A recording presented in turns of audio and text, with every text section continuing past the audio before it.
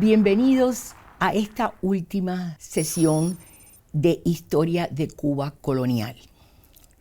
Ya en la última clase identificamos, por supuesto, que había terminado esa guerra que al final trajo a los americanos en 1898.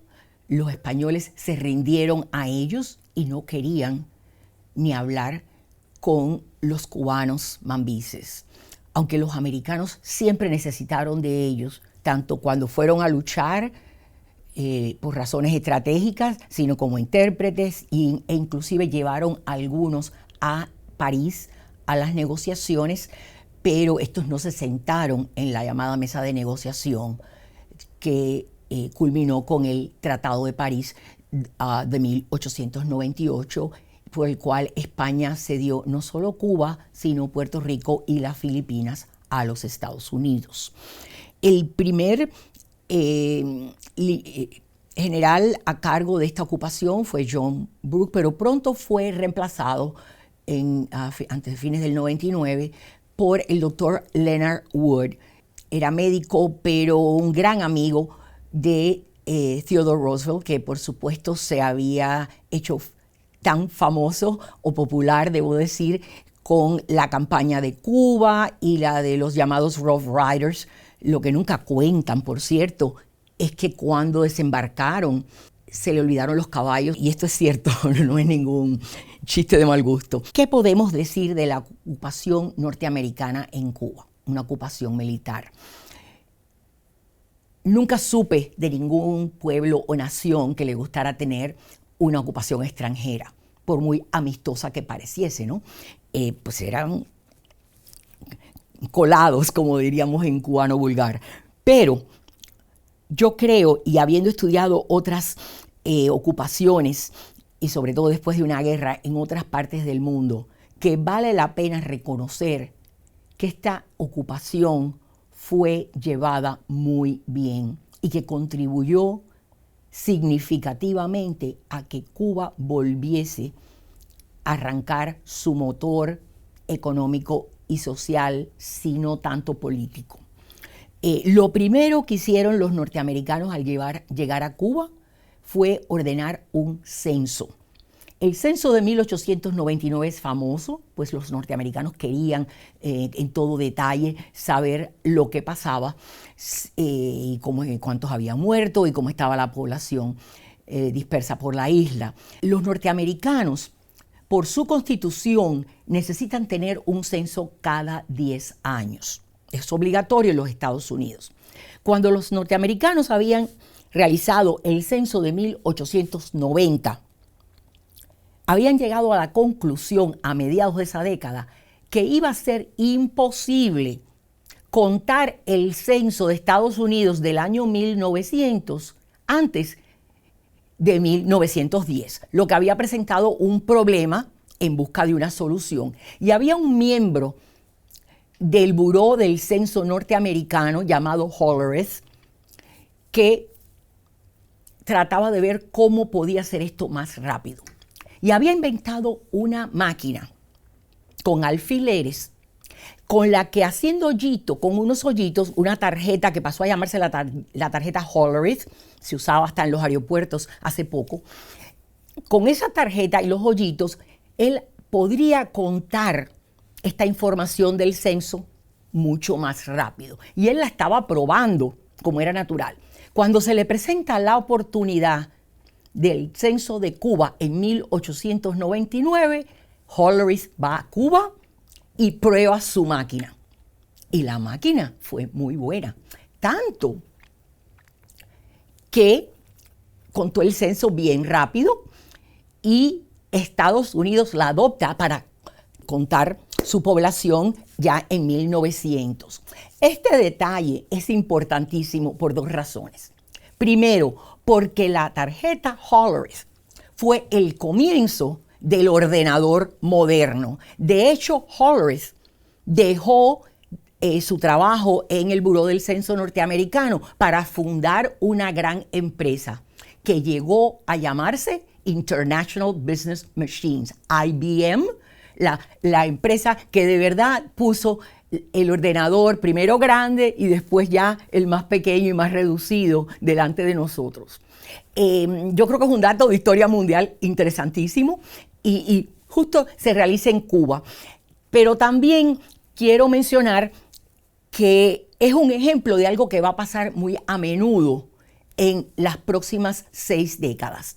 ¿Y qué es esto? Que Estados Unidos muchas veces tenía un producto innovador que quería introducir en el mercado norteamericano, que era su principal mercado, de hecho, y entonces ese producto encontraba su mejor centro para ser probado, nada menos que en Cuba, sobre todo en La Habana. Desde melocotones en latas, envasados, desde carros, 20,000 cosas. Los americanos pues probaban en el mercado cubano, sobre todo esa Habana tenía una clase media, lo que podía servir, todo tipo de tecnologías, algunas que terminaban en las tiendas Woolworth del llamado Tencent, ¿no? Las tiendas que todo se suponía costaba 10 centavos en aquella época. Pero en fin, es un dato que creo que tiene un contenido social y por eso le he dedicado estos minutos. Pero a cosas que parecen más trascendentales de momento. Lo primero que hacen estos Brooke con la ocupación es decidir que el ejército mambí tiene que desaparecer. Y lo hacen rápidamente. Cuando un mambí iba a inscribirse, tenía que llevar su rifle o cualquier otra arma, le daban $75, que en aquella época era mucha plata, y listo. Y verdaderamente quedó sin un ejército local que podía sublevarse como pasaría en otro, o había pasado ya en otros lugares. Cuba, ustedes recordarán que con la reconcentración de Weyler estaba sufriendo de una gran epidemia, muchas enfermedades, y entre ellas la epidemia de la fiebre amarilla. Los norteamericanos verdaderamente invirtieron en llevar la higiene a Cuba, buscar pozos de agua potable, atención médica y de todo eso. Y Leonard Wood informó al Departamento de Estado que había un médico en La Habana que de hecho había estudiado en la Universidad Jefferson de Filadelfia, Carlos Finlay, epidemiólogo que tenía ya inclusive muchos artículos publicados en ese momento, y que Finlay había identificado el vector que transmitía la fiebre amarilla. Los americanos enseguida fueron a Cuba con un equipo dirigido por el doctor Walter Reed y buscaron cubanos voluntarios para vacunarlos y probar esto. Y fue un evento importantísimo en nuestra historia, no solo en Cuba, sino en América Latina. Fue fundamental. Recuerdo ver en el Canal de Panamá un pequeño monumento, placa más bien, que agradece al doctor Carlos J. Finlay su contribución médica a la construcción del Canal de Panamá, que serán los próximos años en ese momento. Cada 3 de diciembre, fecha en la que Carlos J. Finlay había nacido en Puerto Príncipe, los cubanos en particular, aunque oficialmente es la fecha en toda América Latina, pues celebramos el Día del Médico y lo recordamos por eso. Otro campo en que los norteamericanos se movieron rápidamente fue en el de la educación. Llevaron métodos nuevos. Los españoles ya en la década de los 80 habían establecido unos institutos de segunda enseñanza en cada capital de región, pero obviamente eran muy pocos los que podían llegar inclusive a este nivel para segunda enseñanza, y prepararon nuevas escuelas. Usaron un plan desarrollado por el intelectual cubano Enrique José Varona, pero también llevaron a Cuba, por ejemplo, el modelo de la escuela normal, como se llamaba la escuela que preparaba a los futuros educadores. Gracias a los esfuerzos de Wood, también se preparó un curso de verano en la Universidad de Harvard, a la que fueron algunos de los jóvenes más prometedores cubanos, y me es grato recordar que entre los que estudió en Harvard ese verano está para mí uno de los más importantes historiadores cubanos de la primera mitad del siglo XX, que fue Ramiro Guerra. Otro tema que tenemos que tener en cuenta es que al llegar la ocupación americana, ya Cuba no estaba limitada a la fe católica.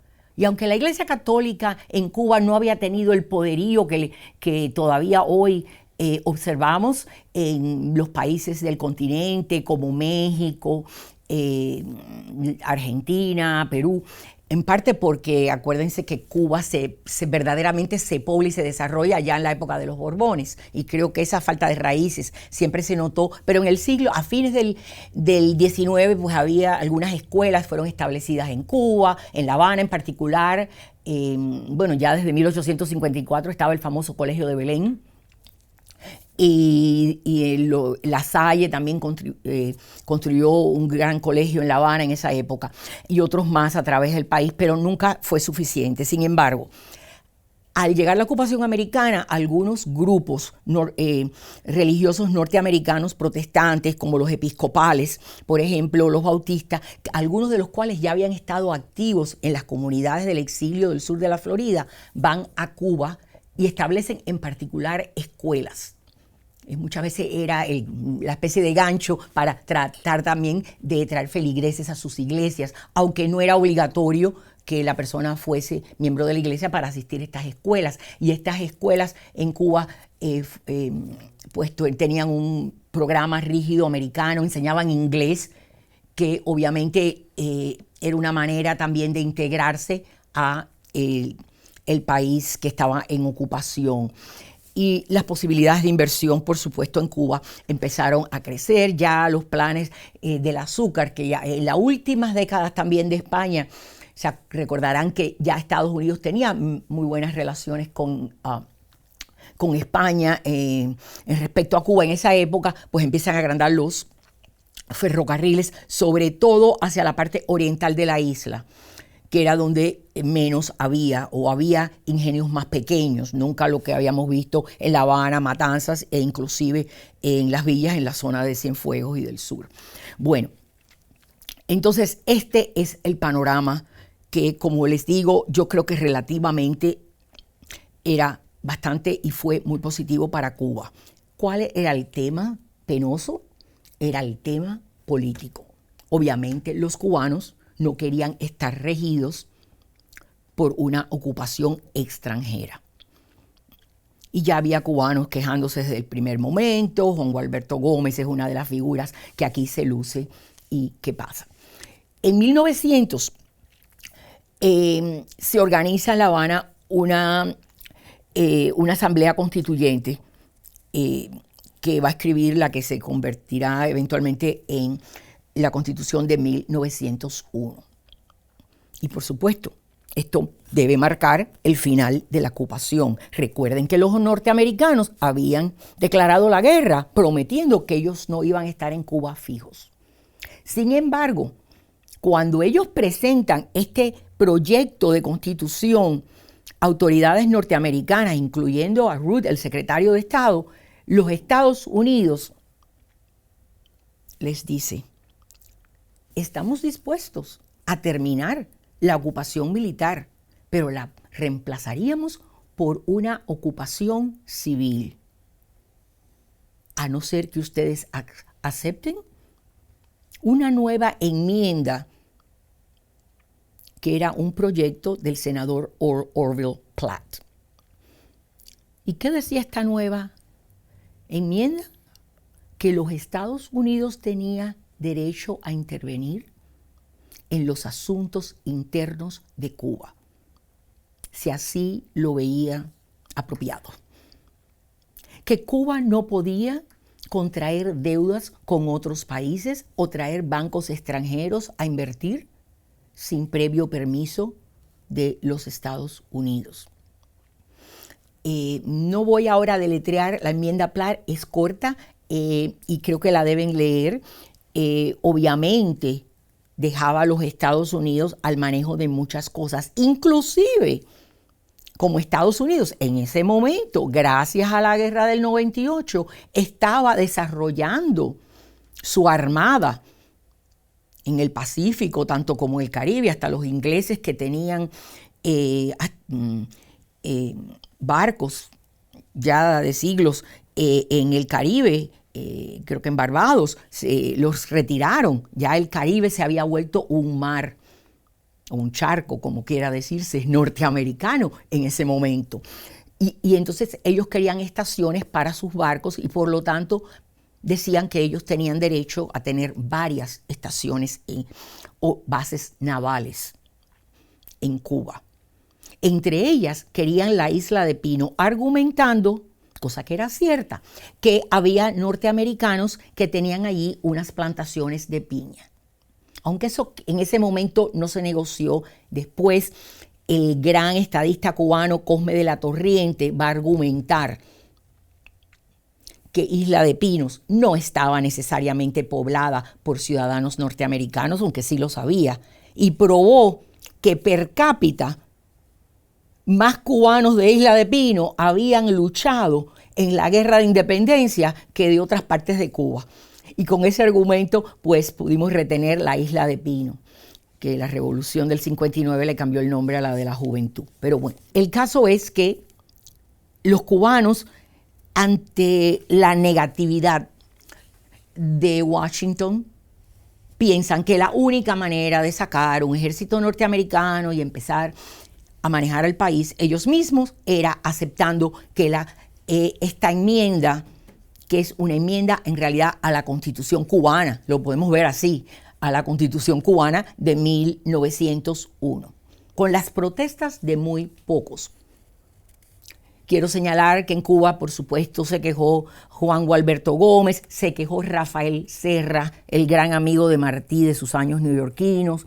Recuerden que nuestros líderes de la guerra ya estaban muertos, otros estaban viejos y agotados y no tenían los recursos. Definitivamente no había ya ni un ejército mambí y no era el momento. Calixto García Íñiguez, que se había distinguido en ambas guerras, recuerdan que él es el que lleva a cabo la guerra chiquita al final de la guerra de los 10 años y por supuesto en la última, viaja a los Estados Unidos pensando que él sí tiene el peso para poderse enfrentar a Washington, pero fracasa en su iniciativa y ya con sus años enferma estando en Estados Unidos y muere. Un gran hecho que fue bien llorado en Cuba fue cuando llega su féretro, que lo vienen a enterrar en Cuba. En realidad vamos a esperar a otra generación a los años 20 que va a cuestionar esta independencia, porque sí, fue una dependencia atada a los Estados Unidos y sobre todo atada económicamente. Alguno dirá años después, bueno, Estados Unidos hizo lo mismo con otros países, sobre todo Centroamérica y otras islas del Caribe, y con la diferencia que como no tenían una enmienda Platt, no tenían algunas protecciones, o no tenían la protección segura de un norteamericano, una empresa norteamericana que invirtiese en Cuba y que sabía que su gobierno de verdad lo estaba respaldando. Bueno, ese es un consuelo de pobres, ¿no? La verdad es que cada país, y después de aquel siglo XIX tan nacionalista, estaba quejándose de esto. Eso sin quitarle el mérito a que Cuba verdaderamente en esos años de ocupación había arrancado el motor. Con la Constitución de 1901, todos los cubanos, no importaba su sexo u raza, y es muy importante, eran iguales antes de la ley, a pesar de que las mujeres no tenían el voto. Entonces hay una disparidad aquí.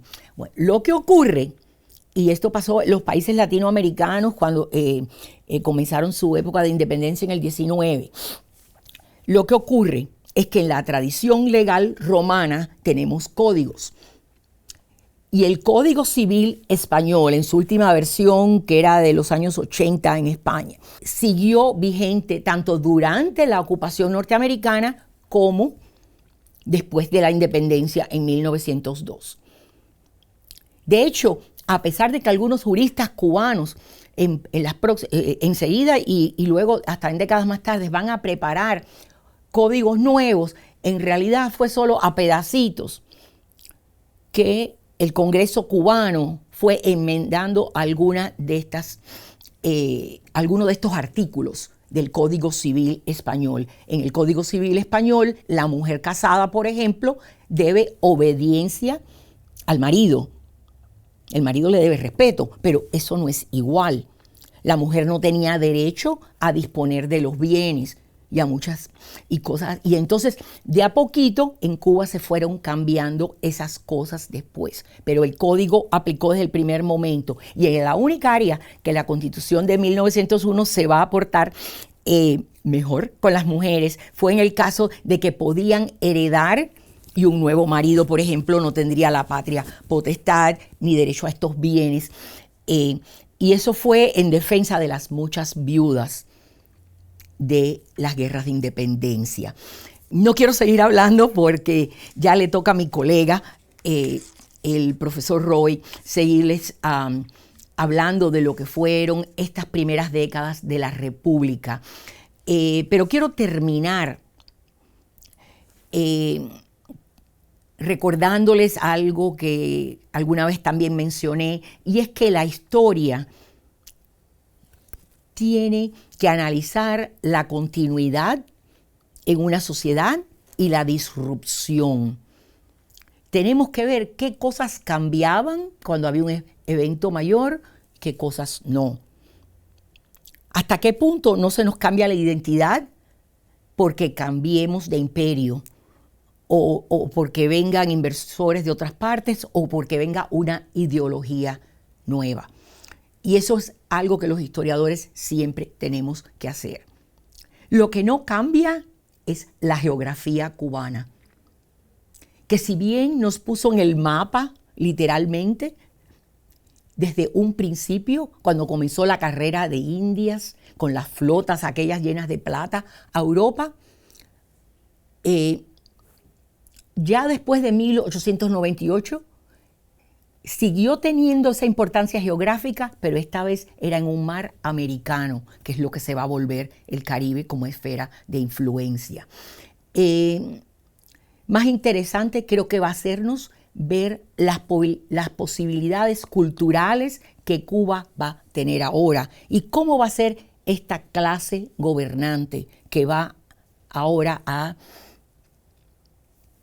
tener oportunidades y también ocasiones de oportunismo. ¿Hasta de dónde nos viene eso? De aquella multicultural España que llegó a colonizar a comienzos del siglo XVI, y cómo esto se fue cambiando a través del tiempo y las influencias. Y hay temas que surgieron que no los teníamos entonces. A esos agregamos el tema de la raza. Ya no teníamos esclavos. Ante la Constitución eran iguales todos. Pero vemos, especialmente con la influencia de los Estados Unidos, que tiene leyes muy racistas en sus estatutos, cómo esto también influye en Cuba. ¿Y cómo ve el cubano del siglo XX? Su identidad nacional y ante el mundo. Y con estas palabras me despido. Ha sido un placer conversar con ustedes y sabemos que gracias a esa tecnología de la que podemos disfrutar, espero poder estar en contacto con algunos de ustedes y con sus preguntas en el futuro, como hemos estado durante estas 10 charlas. Gracias.